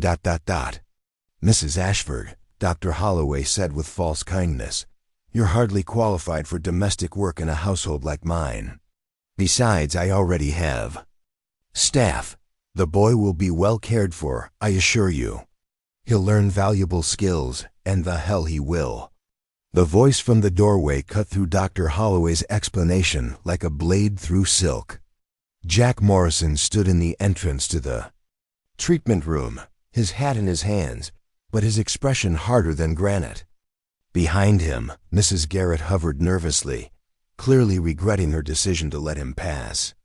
"Mr. Morrison," Dr. Holloway said, his tone shifting to the obsequious politeness reserved for wealthy patients, "I wasn't aware you were involved in this situation." Jack stepped into the room, his gaze moving from Samuel's pale form to Catherine's tear-stained face before settling on the doctor with unmistakable menace. "How much does she owe you?" $75 for emergency surgery, plus an additional fee for— Jack cut him off by placing a $100 bill on the treatment table. "Keep the change. And if I ever hear of you threatening to hold someone's child hostage again, you'll find yourself explaining your business practices to a very unfriendly jury." Dr. Holloway's face flushed red, but he pocketed the money without protest. The threat was clear, and Jack Morrison had the resources to make good on it. "Of course, Mr. Morrison. A misunderstanding, nothing more. The boy is free to go as soon as he's strong enough to be moved." "He's strong enough now," Jack said, carefully lifting Samuel from the examination table. The boy stirred slightly but remained unconscious, his breathing deep and regular. "Catherine, can you walk?" Catherine nodded, though she felt as if her legs might give out at any moment. The emotional whiplash of the past hour, terror, desperation, humiliation, and now rescue had left her drained of everything except gratitude. The journey back to the boarding house passed in a blur of whispered conversations and careful steps. As Jack carried Samuel while Catherine stumbled alongside, her dress still stained with her son's blood. Passers-by stared at the unlikely procession, and Catherine knew that by evening the entire town would know about her latest crisis and Jack's intervention. At the boarding house, Jack gently laid Samuel on his narrow bed while Catherine sat beside him, stroking his hair and checking his bandages with the obsessive attention of a mother who who had come too close to losing her child. Emma, who had been retrieved from the inn the moment news of the accident spread, sat on the other side of the bed with tears streaming down her face. "He's going to be fine," Jack said quietly, settling into the room's single chair. "Dr. Holloway may be a bastard, but he's a skilled surgeon.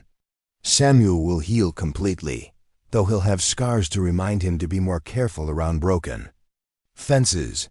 Catherine looked up at him, her green eyes still bright with unshed tears. "Why did you come? How did you even know what happened?" Mrs. Hendricks sent word. "She heard about the accident from one of her customers." Jack paused, choosing his words carefully. "Catherine, I know you haven't made a decision about my offer, and I don't want to pressure you. But today showed me something important." "What's that?" "That pride is a luxury you can't afford. Not when it puts your children at risk." The words stung because they were true. Catherine had spent 3 days wrestling with questions of independence and dignity while her children lived one accident away from disaster. Samuel's injury had stripped away all the philosophical complexities of Jack's offer, reducing the situation to its essential elements. Her family needed help, and he was willing to provide it. "If I accept," she said slowly, "what happens between us?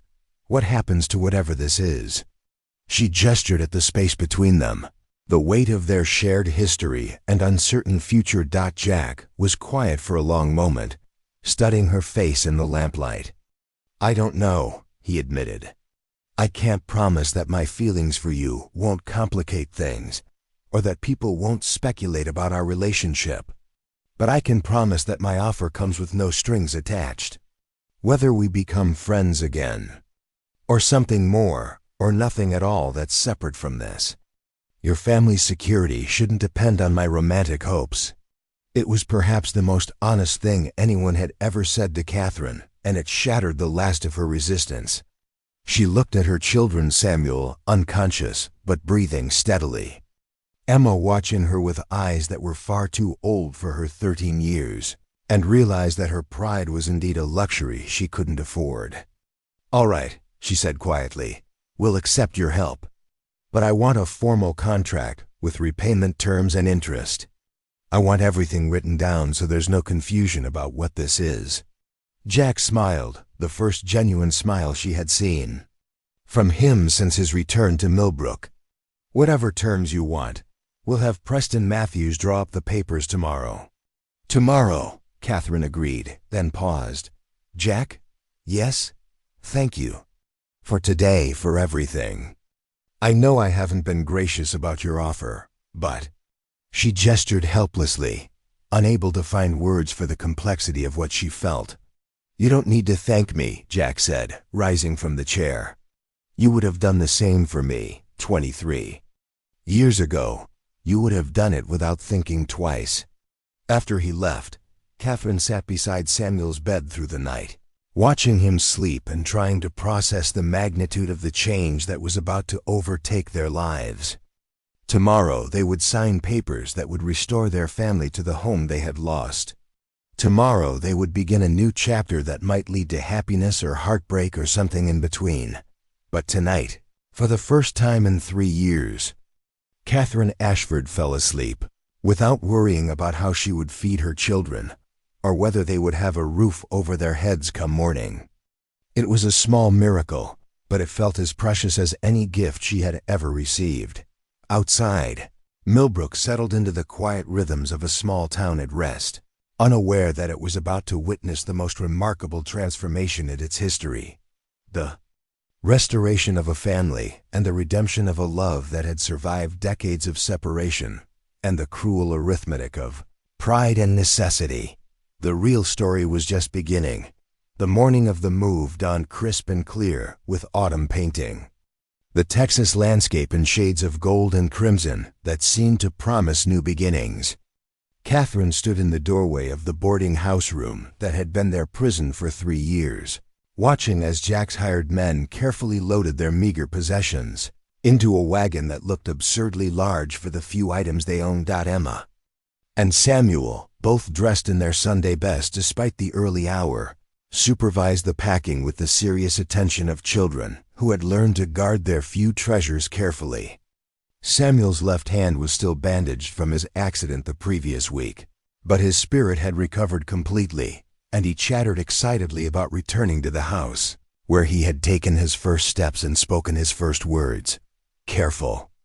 With that box, Emma instructed one of the workers, a grizzled man named Pete, who handled her directions with the patient good humor of someone accustomed to taking orders from unexpected sources. It has our mother's china in it. The china consisted of 3 unmatched plates and 2 chipped cups that Catherine had salvaged from the wreckage of their former life, but Emma spoke of them with reverence due to priceless heirlooms. Pete nodded solemnly and adjusted his grip on the box as if it contained the crown jewels. Jack appeared at Catherine's shoulder, his presence both comforting and unsettling in the way it had been since their reconciliation. The formal contract they had signed the previous day lay safely in Preston Matthews's office, but the emotional contract between them remained unwritten and undefined. Having second thoughts? He asked quietly, following her gaze as she surveyed the room they were leaving behind. Third and fourth thoughts, Catherine admitted. This place was horrible, but it was ours. We earned our right to be here through our own efforts. The house on Elm Street. It feels like stepping back into someone else's life. Jack studied her profile, noting the tension in her jaw and the way her hands twisted the fabric of her skirt. It was your life once. It can be again, can it? Catherine turned to face him, her green eyes reflecting the complexity of emotions he was still learning to read. I'm not the same person who lived in that house, Jack. 3 years of poverty changes you in ways that can't be undone by simply moving back into comfortable rooms. My children have learned to hoard bread crusts and mend clothes until they're more patches than original fabric. How do we unlearn survival when survival has been everything? It was a question Jack hadn't considered, and it highlighted the gulf between his experience of hardship, temporary setbacks on the road to success, and Catherine's experience of true desperation. He had always assumed that rescue meant restoration, that removing someone from poverty automatically returned them to their former state. But Catherine was suggesting something more complex, that prolonged hardship carved permanent changes in the human spirit. Then we learn together, he said finally. We figure out how to bridge the gap between who you were and who you've become. And maybe, he added with a slight smile, we discover that the person you've become is stronger and more remarkable than the person you were before. The compliment brought color to Catherine's cheeks, but before she could respond, Samuel burst into the room with the irrepressible energy of youth. Mama!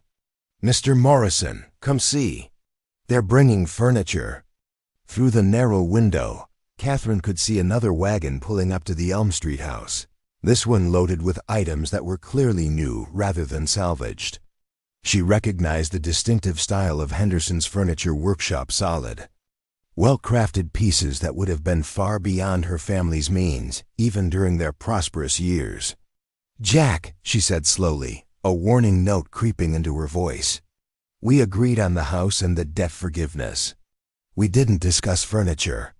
Jack had the grace to look slightly embarrassed. The house was empty, Catherine, completely empty. You can't live in empty rooms with 3 plates and 2 chairs. Consider it part of the loan if it makes you more comfortable. How much of a loan are we talking about now?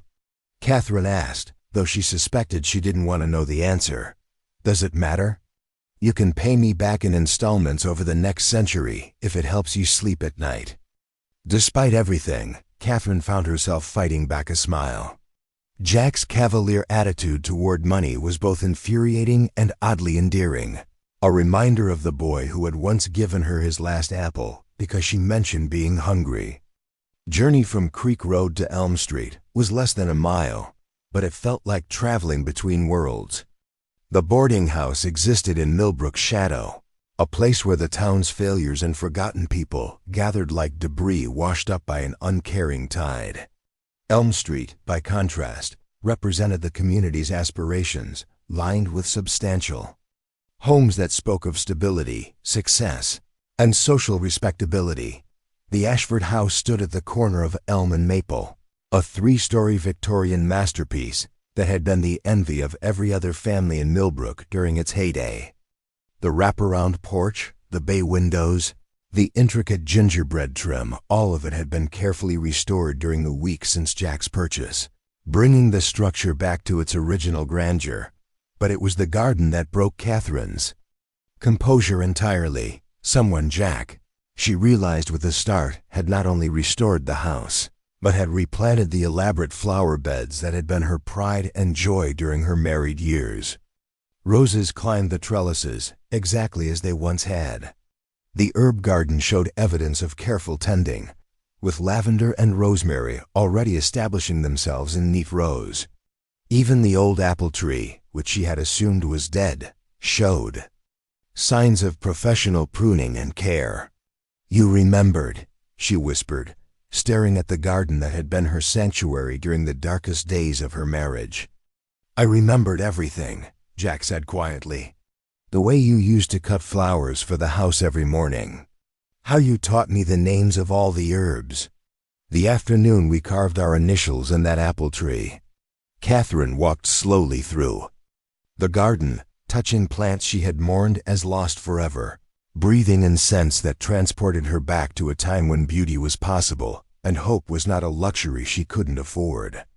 Emma and Samuel followed in her wake, their faces bright with wonder at this outdoor paradise they had never experienced. The inside of the house was equally overwhelming. Jack had somehow managed to furnish it in a style that was elegant without being ostentatious, comfortable without sacrificing dignity.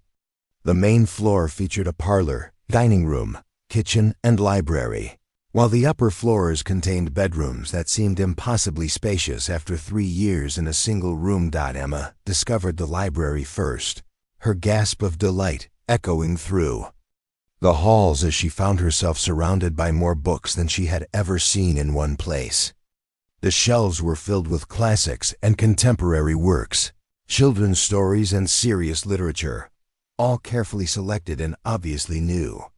"There must be hundreds of them," she breathed, running her fingers along the leather spines with the reverence of a true bibliophile. Samuel, meanwhile, had claimed the largest bedroom on the second floor, spinning in circles in the center of the room while shouting about having space to run without hitting a wall.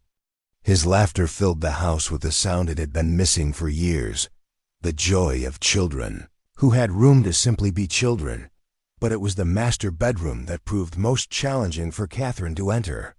This had been the room she had shared with Robert, the space where their marriage had slowly deteriorated into resentment and fear.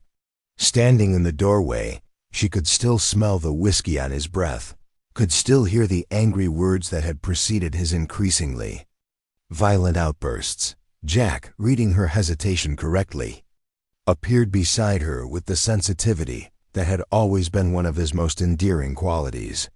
"We can change this room completely," he said quietly. "New furniture, new wallpaper, whatever you need to make it feel like yours rather than a reminder of the past." Catherine shook her head, steeling herself to cross the threshold. "No, I can't spend the rest of my life running from memories. If I'm going to live here, I need to make peace with what happened in these rooms." She walked to the window that overlooked the garden, the same window where she had stood countless mornings, watching Robert stumble home from his nights at Murphy's saloon. But now, instead of dread and disappointment, the view offered possibility and beauty. "Besides," she added, surprising herself with the steadiness of her voice, "some of the memories were good ones. Emma was conceived in this room. Samuel, too. For all his faults, Robert gave me 2 perfect children. That's worth remembering." The afternoon was spent in the practical business of settling in, unpacking their few possessions, exploring closets and cupboards, discovering the small improvements Jack had made throughout the house. Modern plumbing had been installed, along with gas fixtures that eliminated the need for oil lamps. The kitchen boasted a new stove and icebox, luxuries that seemed almost magical after years of cooking over a single burner in their boarding.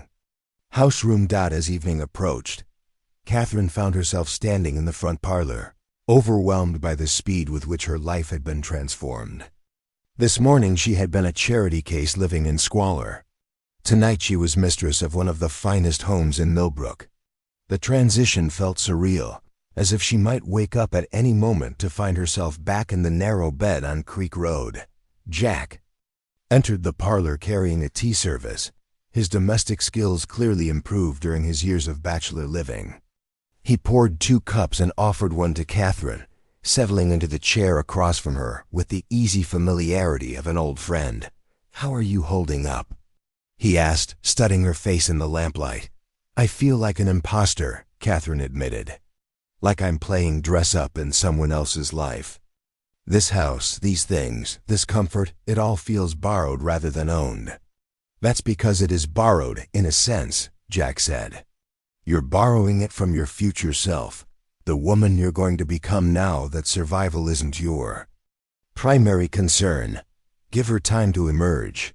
They sat in comfortable silence for several minutes, listening to the sounds of the children settling into their new rooms upstairs. Emma was reading aloud to Samuel, her voice carrying clearly through the house that was large enough to give everyone space, but intimate enough to keep the family connected. "There's something I need to ask you," Catherine said finally, setting down her teacup with hands that trembled slightly. "And I need you to be completely honest with me." Jack nodded, bracing himself for a question he might not be prepared to answer. "Do you expect this arrangement to lead to something more between us? Romance, marriage, a resumption of what we once had? Because I need to know what I'm walking into."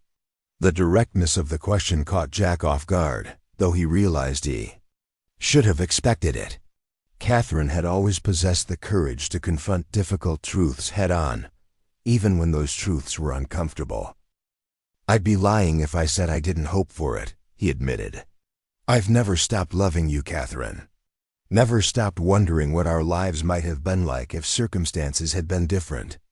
But I also understand that you're not the same person you were at 17, and neither am I.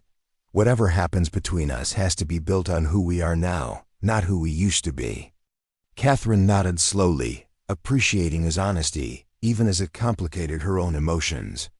The boy she had loved was still there in Jack's face and voice, but he was layered now with experiences she didn't share, successes and failures that had shaped him in ways she was only beginning to understand. "I need time," she said. "Time to figure out who I am in this new life. Time to let my children adjust.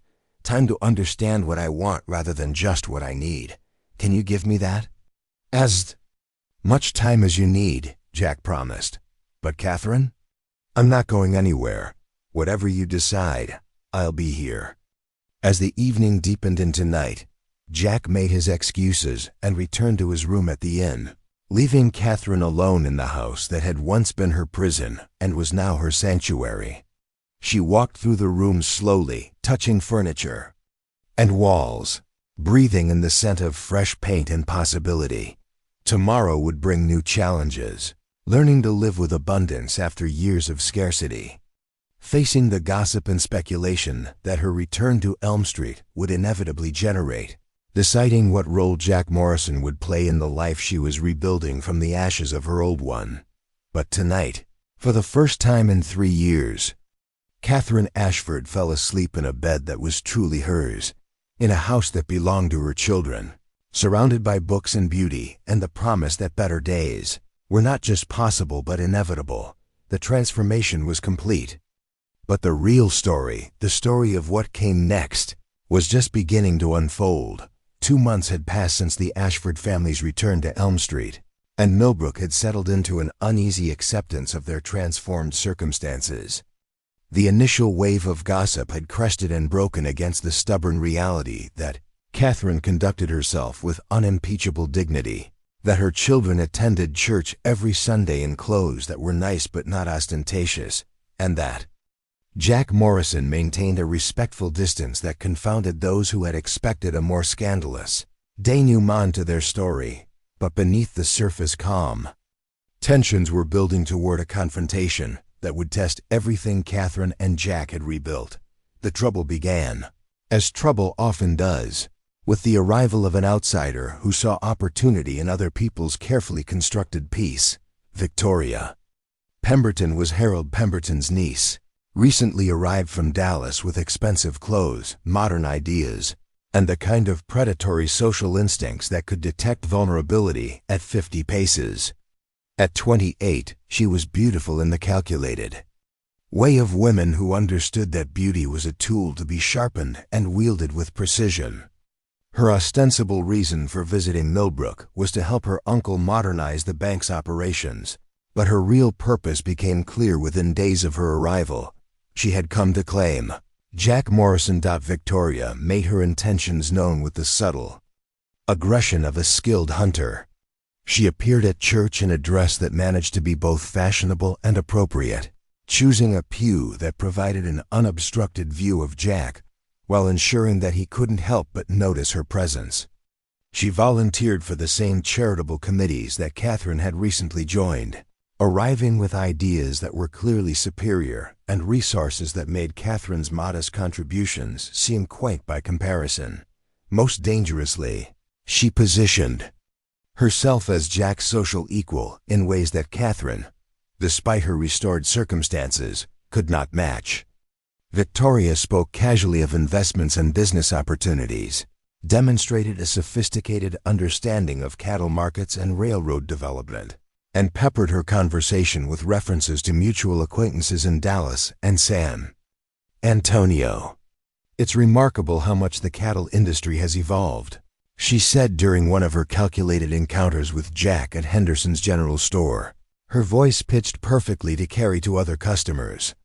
"My late husband's ranch utilized the most modern breeding techniques. Perhaps you and I could discuss some innovations that might benefit your operation." Jack's response was polite but non-committal, but Victoria had achieved her real purpose, establishing herself as a woman who belonged in his world of business and success, while subtly highlighting the gap between his sophistication and Catherine's more domestic concerns. Catherine, for her part, watched these maneuverings with the wary attention of someone who had learned to recognize threats to her family's security. She said nothing to Jack about Victoria's obvious campaign, partly from pride and partly from the uncomfortable awareness that the other woman's claims to his attention were not entirely without merit. The crisis came to a head on a Thursday evening. In late November, when Jack arrived at the Elm Street house for one of their weekly dinners with an expression that Catherine had learned to associate with difficult news, these dinners had become a cherished ritual, a time when the artificial boundaries between them could be temporarily set aside in favor of the comfortable domesticity they both craved. Jack would arrive promptly at 6, bearing small gifts for the children books for Emma, carved animals for Samuel, and conversation that ranged from current events to shared memories to gentle debates about literature and philosophy. But tonight, something was different. Jack seemed distracted, answering Emma's questions about his latest business ventures with uncharacteristic brevity, and picking at his food without his usual appetite. It was Samuel, with the directness that Catherine was beginning to recognize as both blessing and curse, who finally addressed the elephant in the room. "Mr. Morrison," he said, setting down his fork with the gravity of someone making an important announcement, "are you going to marry that lady from Dallas?" The question hit the dinner table like a thunderclap, creating a silence so complete that Catherine could hear the ticking of the mantel clock in the parlor.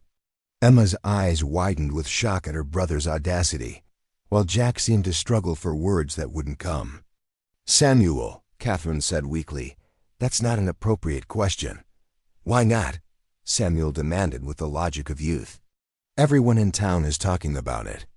Billy Henderson says his pa thinks she's going to make Mr. Morrison an offer he can't refuse.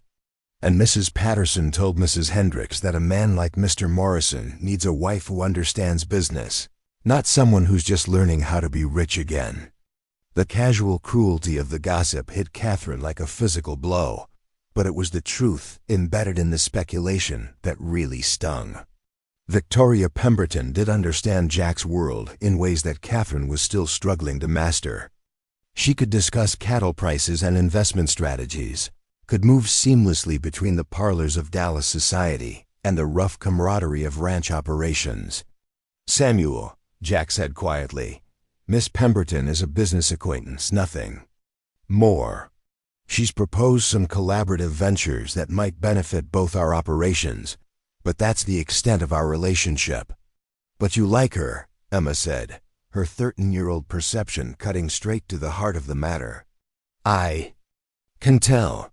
You smile different when you talk about her than when you talk about other business people." Jack opened his mouth to deny it, then closed it again, apparently recognizing that lying to children, who had learned to read adult emotions for survival, was both pointless and cruel. "Miss Pemberton is an intelligent, accomplished woman," he sighed carefully. "I respect her business acumen and enjoy our professional discussions. But Emma, Samuel, you need to understand something important. My feelings for your mother, my commitment to your family, aren't dependent on whether other people come into our lives. What we have here, what we've built together, is separate from anything else." It was a diplomatic answer, but Catherine heard what he didn't say as clearly as what he did. He was attracted to Victoria Pemberton, drawn to her sophistication and her effortless command of his world.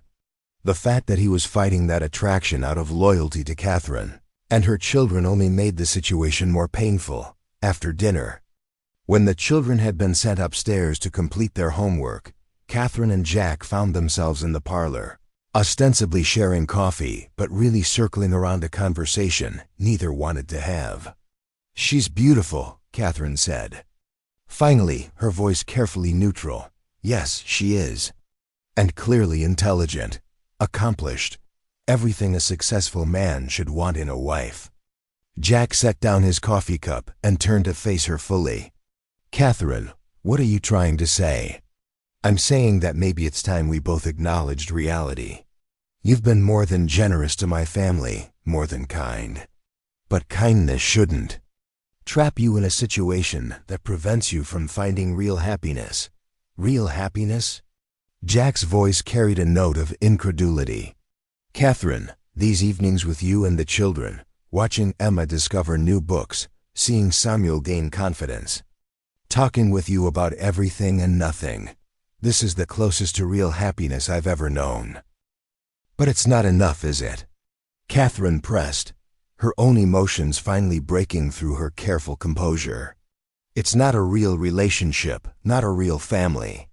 We're playing house, pretending that gratitude and old affection can substitute for the kind of partnership you could have with someone like Victoria."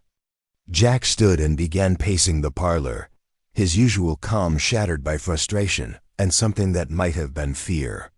"Is that what you think this is? Pretense? Gratitude?" "Catherine, I've been patient because you said you needed time, because I wanted you to feel secure in your own right before we explored what might be possible between us. But if you think my feelings for you are some kind of nostalgic charity, aren't they?" Catherine interrupted, rising to face him. "Be honest, Jack, if you had found me still living comfortably, still the prosperous banker's daughter you remembered, would you have been content to court me slowly while maintaining this careful distance? Or would you have declared your intentions and pursued me with the same determination you bring to your business ventures?" The question hung between them like a challenge, and Jack realized that Catherine had identified a truth he'd been trying to avoid confronting. His careful approach to their relationship wasn't entirely motivated by respect for her need to heal and adjust. Part of it was guilt over her reduced circumstances, uncertainty about whether she could freely choose him when he held so much power over her family's security. "You're right," he said quietly. "I have been treating you like fragile porcelain, instead of the strong woman you've become. I've been so afraid of pressuring you, of making you feel obligated, That I've created a situation where you feel like an object of charity rather than a woman worthy of honest courtship. Catherine felt tears threaten, but she blinked them back with the determination of someone who had learned to cry only in private. I don't want to be anyone's charity case, Jack. Not yours, not the town's, not my children's burden to bear. I want to be chosen because I'm desired, not because I'm pitied. Then let me choose you, Jack said, crossing the room to stand directly in front of her. Not out of pity or guilt or nostalgic affection, but because you're the most remarkable woman I've ever known. Because your strength humbles me and your courage inspires me. Because when I imagine my future, you're in every picture that matters. He took her hands in his, noting how they trembled slightly despite her outward composure. Catherine, I've been a coward, hiding behind propriety and patience when what I should have been doing is fighting for you. Victoria Pemberton can discuss business and investment strategies, but she'll never understand what it means to sacrifice everything for your children's welfare. She'll never have your grace under pressure or your ability to find beauty in the midst of hardship. But she could give you things I can't, Catherine whispered. Social connections, business opportunities, a wife who wouldn't be a reminder of Millbrook's gossip, and your own charitable impulses. Jack released her hands only, long enough to frame her face with his palms, forcing her to meet his eyes. I don't want social connections if they come without you. I don't want business opportunities that require me to pretend my heart belongs somewhere else. And as for the gossip ... He smiled, the first genuine smile she had seen from him all. Evening. Let them talk. Let them speculate. Let them say that Jack Morrison was fool enough to fall in love with the same woman twice 23 years apart. The kiss that followed was nothing like the tentative experimental kisses they had shared as teenagers. This was the kiss of two adults who had lived through loss and hardship, who understood the rarity of true connection and the courage required to claim it. When they finally broke apart, both were breathing hard, and Catherine felt as if the careful wall she had built around her heart had crumbled entirely. "What about Victoria?" she asked when she could speak again. "What about her? I'll be polite but clear about my lack of romantic interest. If she chooses to stay in Millbrook after that, it's her decision. And the business opportunities she mentioned?" Jack shrugged with the casual confidence of a man who had built his fortune once and could do it again if necessary. "There are always business opportunities, Catherine. There's only one you." They stood together in the lamplight, holding each other and listening to the sounds of their children settling into sleep upstairs. For the first time since Jack's return to Millbrook, the future felt not just possible, but inevitable, a path. They would walk together, whatever obstacles might arise. Outside, November wind rattled the windows of the house on Elm Street, but inside, warmth and love were taking root in soil that had been prepared by suffering and watered by hope. The real story not of rescue or charity, but of two people choosing each other with full knowledge of what that choice would cost, and what it might bring, was finally beginning to unfold. 6 months later, on a warm May morning that painted Millbrook in shades of hope and possibility, the town gathered for what would be remembered as the wedding of the century. Not because of its extravagance, though Jack had spared no expense, but because it represented something far more precious than mere celebration. It was the triumph of love over circumstance, of courage over convention, of two people who had refused to let time and hardship extinguish what they felt for each other. The ceremony took place in the garden behind the Elm Street house. Among the roses and herbs that Catherine had nurtured back to life with the same patient determination she had applied to rebuilding her own existence. Emma, radiant in her role as maid of honor, held her mother's bouquet while Samuel, proud beyond measure in his first real suit, stood beside Jack as best man, a gesture that had reduced the boy to tears of joy when Jack had asked him as Catherine walked through the garden toward the man who had waited 23 years to marry her. She reflected on the journey that had brought them to this moment. The begging on Main Street seemed like something from another lifetime, a story about someone else entirely. But she carried the lessons of those dark days with her, the knowledge that happiness was not guaranteed, that love required courage, as much as feeling, and that sometimes the greatest gift was simply the chance to begin again. Sheriff Wallace, who had agreed to perform the ceremony, cleared his throat and began the familiar words that would bind their lives together officially. Though both bride and groom knew they had been bound by something stronger than law for longer than either cared to calculate. "Dearly beloved," Wallace began, his voice carrying across the garden to the assembled townspeople who had come to witness this unlikely conclusion to a story they had all been following with fascination. "We are gathered here today to celebrate the union of Jack Morrison and Catherine Ashford, two souls who have found in each other not just love, but redemption." The vows they exchanged were simple but profound, eschewing traditional promises in favor of words that reflected their unique understanding of what marriage meant to people who had lived through loss and learned to value what truly mattered. "Catherine," Jack said, his voice steady despite the emotion that threatened to overwhelm him, "I promise to love you not just in prosperity, but in adversity. Not just in health, but in sickness. Not just when the future is bright, but when the path ahead is uncertain. I promise to be worthy of the trust you're placing in me, and to never forget the privilege of loving someone as remarkable as you." Catherine's response brought tears to the eyes of even the most hardened observers. "Jack, you saw me at my lowest point and chose to love me anyway. You gave me back not just my home, but my hope. I promise to build a life with you that honors both the boy you were and the man you've become. To love you with the wisdom that comes from knowing how precious and fragile love can be." When Sheriff Wallace pronounced them husband and wife, the kiss they shared was witnessed by a crowd that included everyone from Mrs. Hendricks to Dr. Holloway, from the banker Harold Pemberton to the workers from Jack's ranch who had made the journey to Millbrook to see their boss marry the woman who had captured his heart. Even Victoria Pemberton was present, having graciously accepted the invitation with the poise of a woman who understood that some battles were worth fighting, and graciously accepted the invitation with the poise of a woman who understood that some battles were worth fighting, and graciously that some battles were worth fighting.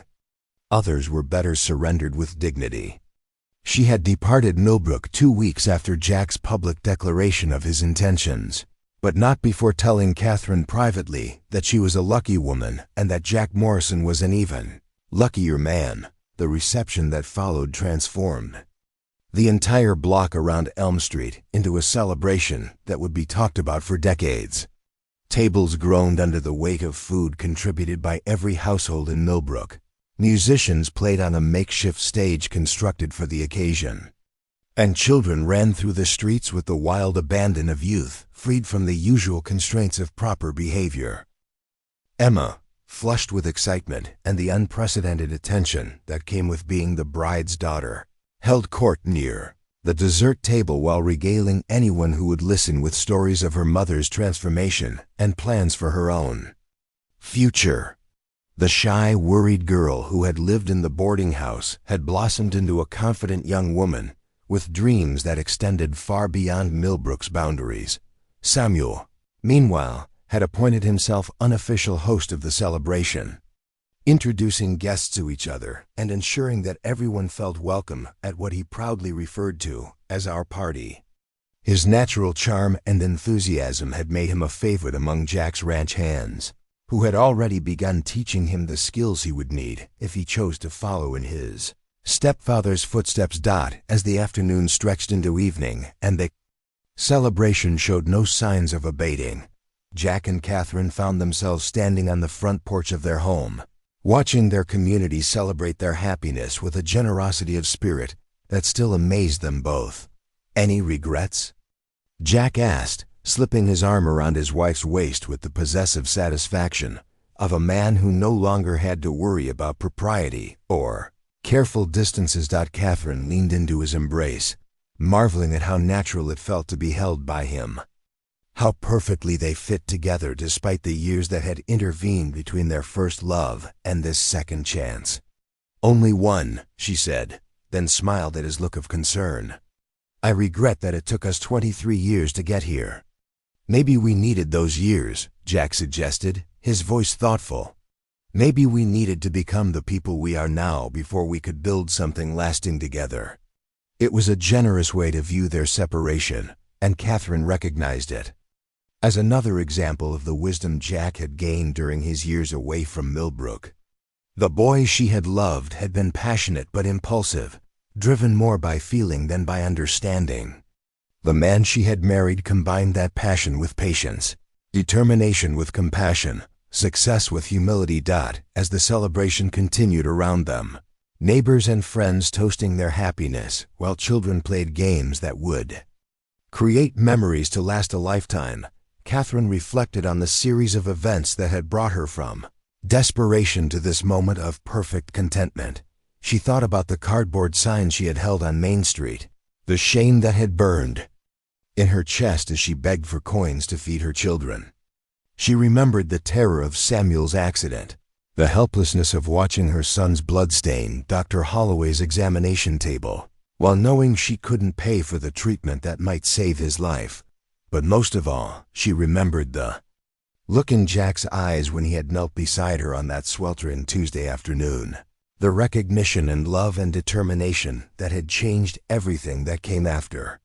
Some might call it coincidence that he had returned to Millbrook at the exact moment when she needed him most, but Catherine preferred to think of it as fate finally deciding to be kind.